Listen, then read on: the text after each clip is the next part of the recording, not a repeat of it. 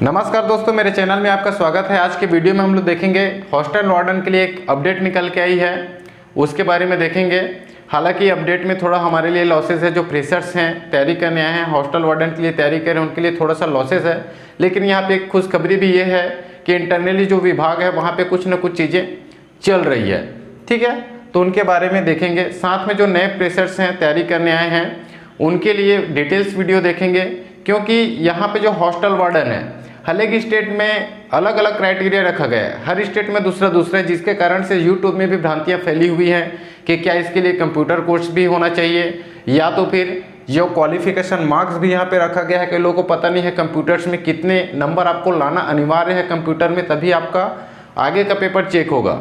जैसे कि CGPSC में रहता है ना, जो प्री एग्जाम होता है वहाँ पे 2 पेपर होते हैं, एक तो जीके का होता है, दूसरा जो है आपका मैथ्स और रीजनिंग एप्टीट्यूड टेस्ट होता है। तो एप्टीट्यूड टेस्ट में जो है आपका क्वालिफाइंग मार्क्स रखा गया है, एक निश्चित क्राइटेरिया रखा गया है। 33% जनरल कैटेगरी को, 28 जो है OBC SC ST को लाना पड़ता है, तब जाके आपका पहला पेपर चेक होता है।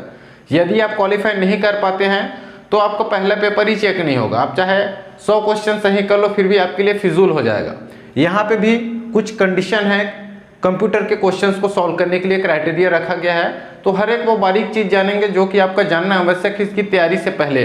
तो सबसे पहले हम लोग बात करते हैं अपडेट के लिए दोस्तों। यहाँ पे जो अनुसूचित जाति है, आदिम जाति और अनुसूचित जाति विकास विभाग के द्वारा एक प्रकाशन जारी किया गया है, जिसमें बोला गया है कि जो आने वाली हॉस्टल वार्डन की भर्ती है श्रेणी द में, अधीक्षक की जो भर्ती आएगी, वहाँ पे जो है चतुर्थ श्रेणी को 25% पद जो है उनके लिए आरक्षित रह गया। 25% पद जो है उनको दिया जाएगा। ठीक है, जैसे एग्जांपल के तौर पे हमारे पास 400 पद मान के चलते हैं। वैसे तो 800-900 पद रिक्त हैं। एग्जांपल के लिए 400 पद मैं लेता हूं तो इसका 25% में निकालता हूं तो 25% कितना होता है? 100 पद। इस 100 पद को जो है चतुर्थ श्रेणी के लिए जो है आरक्षित रखा जाएगा। जैसे कि CGSI के एग्जाम हो, वहाँ पे 5% जो विभागीय कर्मचारी हैं उनके लिए जो है आरक्षित रखा गया है, रिजर्व रखा गया है। उसी प्रकार से ये 100 पद जो है चतुर्थ श्रेणी के अंतर्गत जितने कर्मचारी हैं, इसके अंतर्गत कौन कौन से आते हैं? आपका स्वीपर हो गया, चपरासी हो गया, भृत्य हो गया या दफ्तरी हो गया, जिसमें अनुकंपा नियुक्ति में भी दफ्तरी में ज़्यादातर मिलता है अनुकंपा नियुक्ति।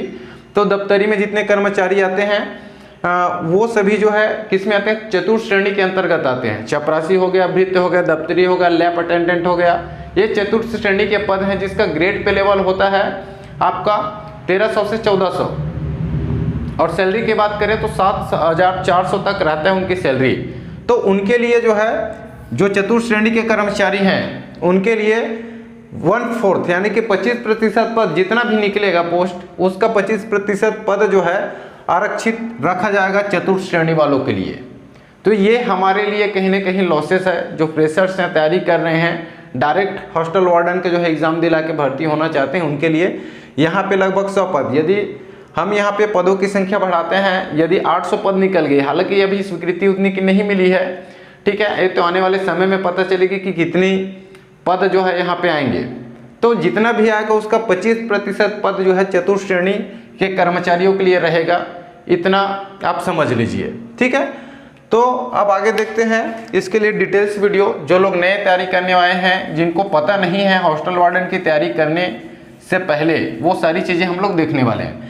तो योग्यता की बात करते हैं, जिसमें बहुत ज़्यादा लोग कन्फ्यूज़न होते हैं कि इसमें कंप्यूटर डिग्री लगेगी या नहीं लगेगी। तो योग्यता में यहाँ पे सिर्फ यदि आप 12वीं पास हैं तो अप्लाई कर सकते हैं। साथ में आपको कंप्यूटर की जो है बेसिक जानकारी पता होना चाहिए, बेसिक जानकारी।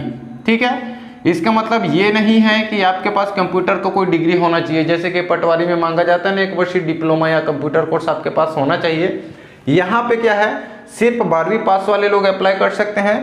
कंप्यूटर की बेसिक जानकारी आपको होना चाहिए।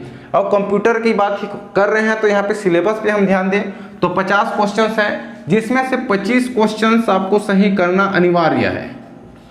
इसको ध्यान दीजिएगा। यदि आप इससे कम करते हैं, एक कम भी कर देते हैं, यदि आप 24 करते हैं तो आपके लिए फिजूल हो जाएगा। आप चाहे बाकी पोर्शंस को पूरा 100 में 100 सॉल्व कर लो, आपके लिए जो है फिजूल हो जाएगा।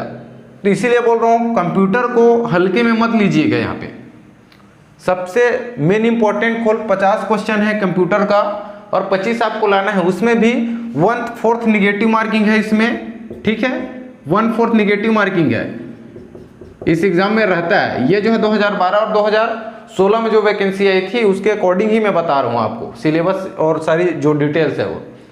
तो वहाँ पे 1/4 निगेटिव मार्किंग रहता है। 1/4 निगेटिव मार्किंग हटा के आपको 25 क्वेश्चन सही होना चाहिए 50 में से। ऐसा नहीं है कि 50 है तो 25 जो है सही कर लिया, 25 गलत है, पूरा 50 अटेंड कर दिए, 25 सही है 25 गलत है, तो आपको 1/4 निगेटिव मार्किंग निकलेगा। तो आपको निगेटिव माइनस मार्किंग को हटाकर आपको 25 क्वेश्चन यहाँ पे करेक्ट होने चाहिए, ये यहाँ पे अनिवार्य है, ठीक है। तो ध्यान दीजिएगा, कंप्यूटर का खेल यहाँ पे बहुत ही ज़्यादा है, हल्के मत लीजिएगा कि 1 लाइनर सिंपल क्वेश्चन आ गया। आप उस लायक तैयारी कीजिएगा कि यदि कंप्यूटर डिफिकल्ट टाइप के क्वेश्चंस भी पूछ दिया जाए तो भी आपका कम से कम 25 क्वेश्चंस सही हो ही जाए माइनस मार्किंग को हटाकर, ठीक है। अब ये तो रही योग्यता की बात कर रहे थे, ठीक है। अब आयु की बात करें तो मिनिमम आयु 18 से 35 वर्ष मैक्सिमम आयु वाले लोग यहाँ पे अप्लाई कर सकते हैं। साथ में यहाँ पे एज रिलैक्सेशन भी होता है। एज रिलैक्सेशन कितना होता है आपको पता होगा, गवर्नमेंट रूल के अनुसार हमारे यहाँ जो है SC ST को 5 साल की, यानी कि जो कैंडिडेट SC ST से हैं बिलोंग करते हैं वो 40 वर्ष तक जो है यहाँ पे डाल सकते हैं फॉर्म, और OBC कैटेगरी वाले हैं वो 38 साल तक फॉर्म यहाँ पे अप्लाई कर सकते हैं। जो जनरल कैटेगरी वाले हैं वो 35 साल मैक्सिमम अप्लाई यहाँ पे कर सकते हैं, ठीक है। वेतन की बात करें दोस्तों तो यहाँ पे वेतन जो है 20,200 होता है। इसके अलावा और भी रहता है। ग्रेड पे लेवल की बात करें तो ग्रेड पे लेवल इसमें जो है 2400 होता है, ठीक है, ग्रेड पे लेवल 2400 होता है। और प्रमोशन की बात करें तो यहाँ पे श्रेणी में बांटा गया है। एक तो होता है श्रेणी श, अभी आप लोगों ने पद उन्नति का बहुत सारे देखे होंगे, 3-4 जो है अपडेट बीच में निकल के आया था कि श्रेणी 10 से श्रेणी श में जो है उन्नति दिया गया है या पद उन्नति दिया गया है। तो जो छात्रावास हॉस्टल वार्डन की जो नियुक्ति लिया जाता है वो श्रेणी द में ही लिया जाता है, ठीक है, और श्रेणी द से प्रमोट होकर श्रेणी स में जाते हैं। अभी हाल में रिक्त पदों की संख्या बढ़ी है, वो इसी कारण हुई है कि श्रेणी द में जो थे फ्रेशर्स लोग को श्रेणी द में लिया जाता है हॉस्टल वार्डन में, और इसी का पद उन्नति होकर श्रेणी स में जाते हैं, इसलिए रिक्त पदों की संख्या भी हाल ही में बहुत सारी बढ़ी हुई है, ठीक है। अब इसके कार्य के बारे में हम लोग बात करते हैं, इसके बारे में ज़्यादा डिटेल्स हम लोग नहीं देखेंगे। यहाँ पे वेतन पे लेवल का जो है फर्क पड़ता है, श्रेणी श में गए यानी कि वहाँ पे वेतन की भी बढ़ती है, वेतन भी बढ़ती है। अब कार्य की बात करें, हॉस्टल वार्डन की कार्य क्या होती है। हॉस्टल वार्डन का जो मेन कार्य होता है वो हॉस्टल को मेंटेनेंस करना होता है, ठीक है। वहाँ पे जो छात्र है उनको रूम अलॉटमेंट करना, जो नए छात्र आ रहे हैं रूम उसको अलॉटमेंट करना रहता है, उसको जो है अच्छी क्वालिटी की फूड जो है देना होता है, ठीक है। और उसके अलावा यदि कोई कंप्लेंट लेके आता है कि कुछ प्रॉब्लम है उसको, तो उसका निराकरण करना भी आपका काम है।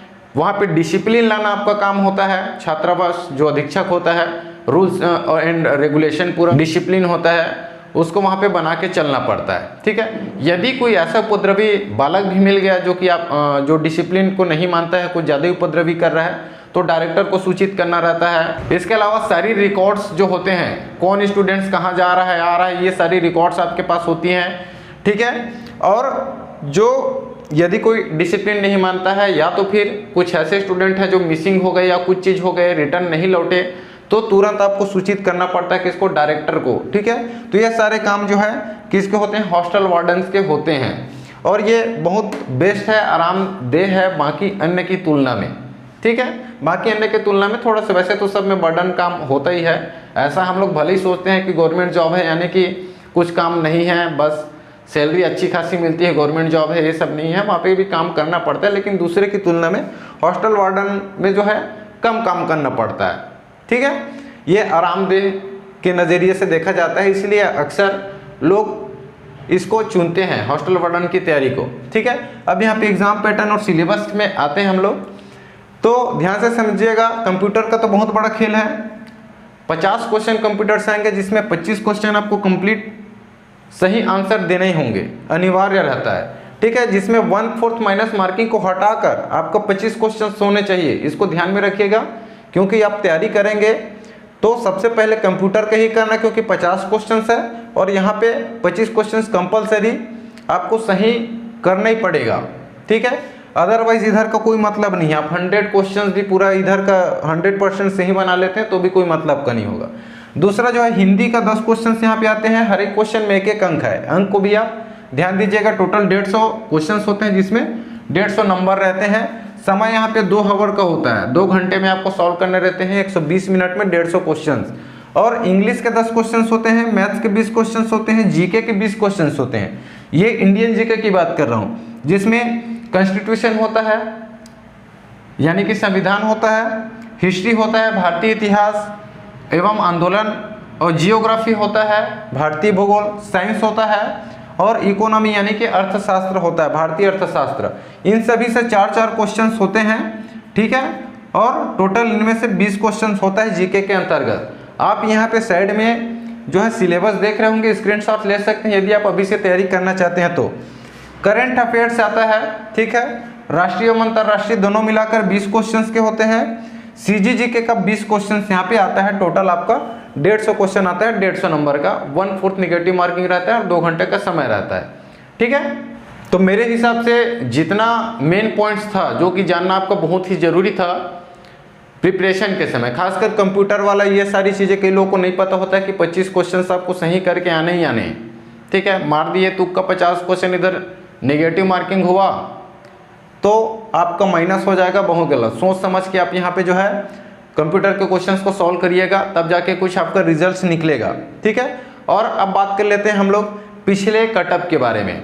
हालांकि दोस्तों वहाँ पे जो है ये कंफर्म नहीं रहता है कि कटअप तो चेंज होते रहता है, वो क्वेश्चंस के लेवल के ऊपर डिपेंड करता है। यदि क्वेश्चन बहुत ज़्यादा कठिन आ गया कटअप नीचे चला जाता है, यदि क्वेश्चन सरल आ गया कटअप ज़्यादा लंबा भाग जाता है।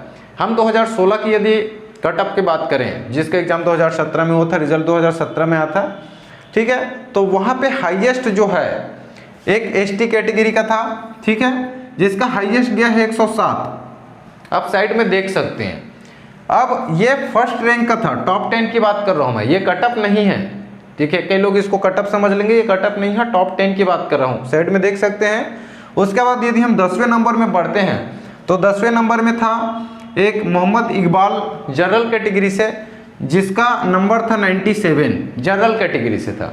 तो देखो टॉप 10 में ही 9 लोगों की संख्या में ये 107 से 97 में आ गया था।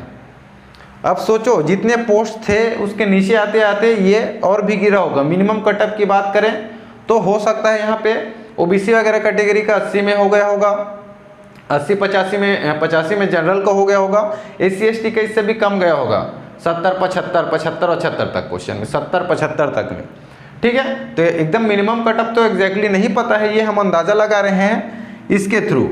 तो ये हर बार चेंज होता है, यदि ये क्वेश्चन के ऊपर डिपेंड करेगा। सरल आ गया तो बहुत ज़्यादा हाई फाई भी भग जाता है। तो आपको टारगेट क्या रखना है, यदि आप अभी से तैयारी कर रहे हैं तो 120 का टारगेट तो रखना ही है, ठीक है। 110-120 का टारगेट रखिए अभी आप कैटेगरी वाइज मत सोचिए कि SC/ST वाले हैं तो हमारा कम में हो जाता है तो हम 80 या 90 का बना लेते हैं टारगेट, ये सब मत सोचिएगा, ठीक है। आप 120 का टारगेट बना के चलिएगा, 110 से 120 का, तब जाके आपको यहाँ पे कुछ हो पाएगा, ठीक है। तो आज के वीडियो में इतना ही था दोस्तों। मेरे द्वारा दी गई जानकारी आपको अच्छी लगी हो तो चैनल को जरूर सब्सक्राइब कर लीजिएगा। यदि आप यहाँ पे कुछ भी डाउट लगता है, वैसे मैंने कोशिश किया है कुछ चीज़ ना भूलने का, यदि आपको फिर भी कुछ डाउट लगता है तो कमेंट कर सकते हैं नीचे, मैं ज़रूर उसका रिप्लाई दूंगा। और वीडियो में अंत तक बने रहने के लिए आप सभी का धन्यवाद।